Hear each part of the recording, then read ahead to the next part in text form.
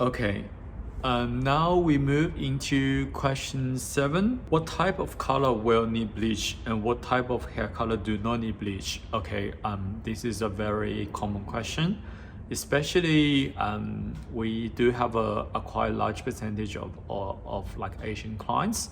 They ask us a lot about non-bleached hair color. So there is a few like photos on the social media to showing like they have like a not bleached permanent color, but looks kind of grayish, kind of a cool color, which I have to say, like, so many of those photos are highly photoshopped. This is definitely need bleach, or in other words, pre-lighten. It's the same meaning, it's bleach. Especially like if your natural hair color is like me, like level 2, level 3. So definitely you're from level 2, 3 to level 8, 9. It's at least 5 levels up. So there's no way a permanent color can reach that kind of lightness in the hair.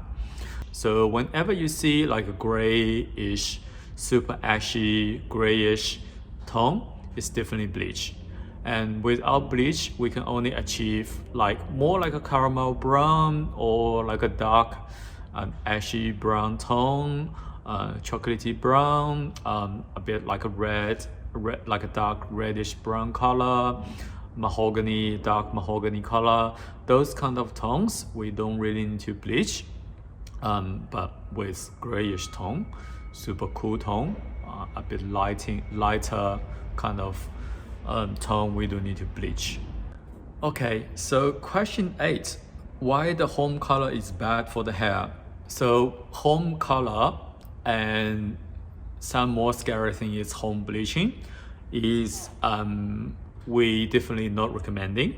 It's kind of very dangerous when it comes to bleaching your hair by yourself, because you know, like bleaching can really burn your scalp or really damage your hair if you don't know how to do it. And also like we see some of the home coloring or home bleaching, the root area is super lightened because temperature is much higher. So that means the bleach is processing faster. So that's why when we apply bleach in a professional hair salon, we always apply from like the middle parts to the ends first to make sure it's an even application for the bleaching. And also for the box dye, because you never know like what's in the box dye, you really need to know like your base color and how much you are lifting your base color to the color you want. So I really recommend you only do the color in the professional salon with a professional hairstylist or colorist. Home coloring will give you like very uneven results, and you can't really control like how much lighter or how much darker you going with the home coloring, even though the package like looks nice, but always like the color turns out like very different from the package. So I recommend you to stay away from the home coloring, especially if you have done bleach on your hair and then you want to go darker, because many of the clients or many of people think, oh, I'm just putting like a dark color on my hair, so I can just go to like a Priceline or Woolies to get like a dark permanent like home dye, like a box color, just whacked on the hair. But it's not that easy, because when you had bleached pre-lightened hair, we need to fill the color first with like the color pigment first, and then putting the color on the pre-filled pigmented hair, and then the color gonna be more even. So even it's just a dark brown color or a black color, I recommend you still do in a professional hair salon. You will find a much even, much healthier, much beautiful results. Question 9, your trend focused.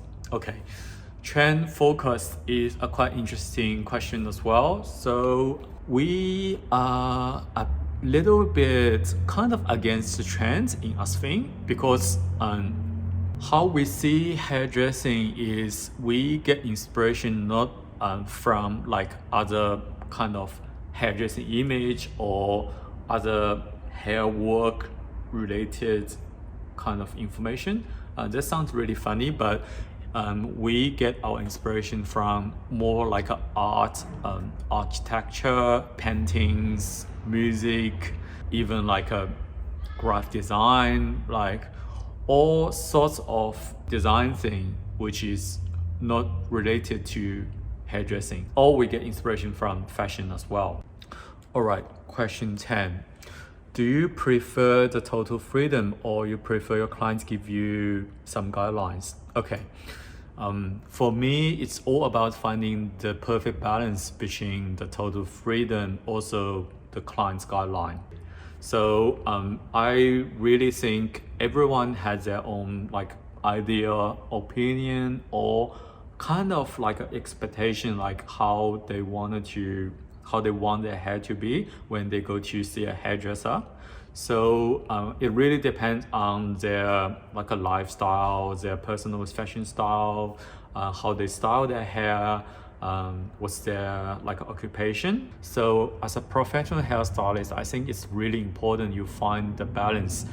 For example, like some clients will tell me like, oh, I don't really style my hair that much. I want something like very easy to style, which doesn't really need a big like blow dry. I don't need to straighten my hair. I don't really like to use styling products, so something super easy for me to maintain. And some clients will say like, I really don't like too short fringe. So that will give me some of the guideline when I'm thinking, okay, I'm gonna do this haircut on this person, but I'm gonna make sure like it's gonna be the layers and the texture will be easier for this person to style, even they don't blow dry. And the fringe need to be slightly longer because they don't really like short fringe. So it's all about finding the right balance. Yeah.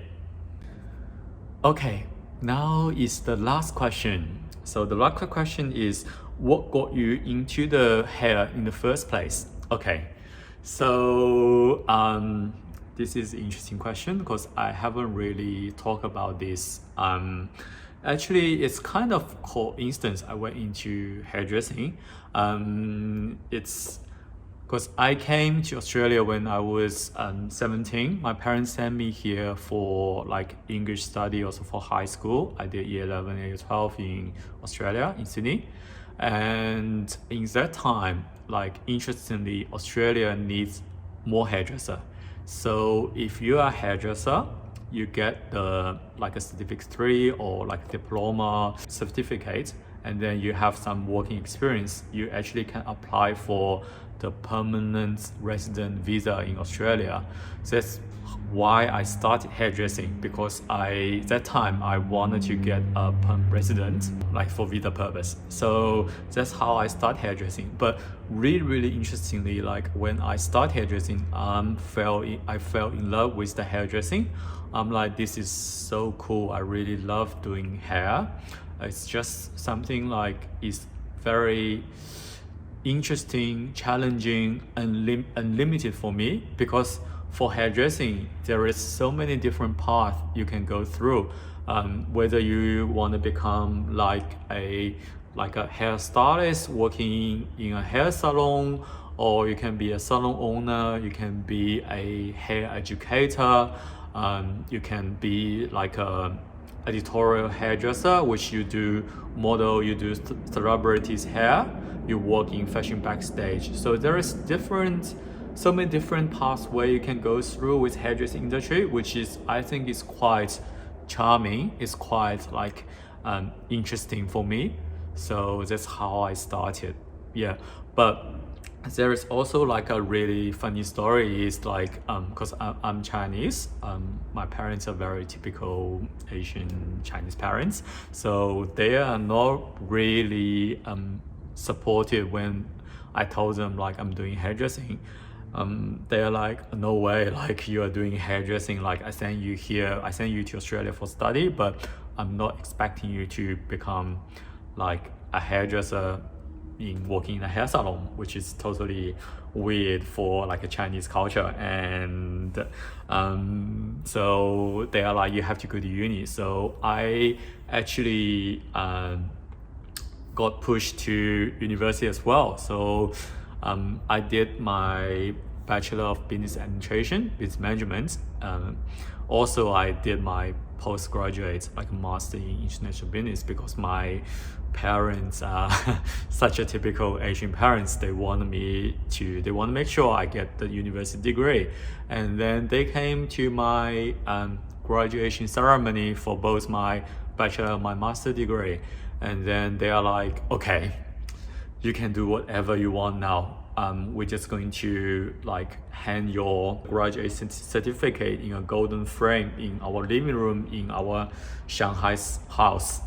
That's it, like, yeah. But like, I'm really grateful like my parents pushed me to do uni, because now I'm like starting my own business, and then I'm doing like managing Asfin, which I'm super grateful that I did my uni degree, and it helps me a lot during the stage when like initially I started Asfin, this brand, and then trying to grow it, trying to make the business work. So thank you, parents.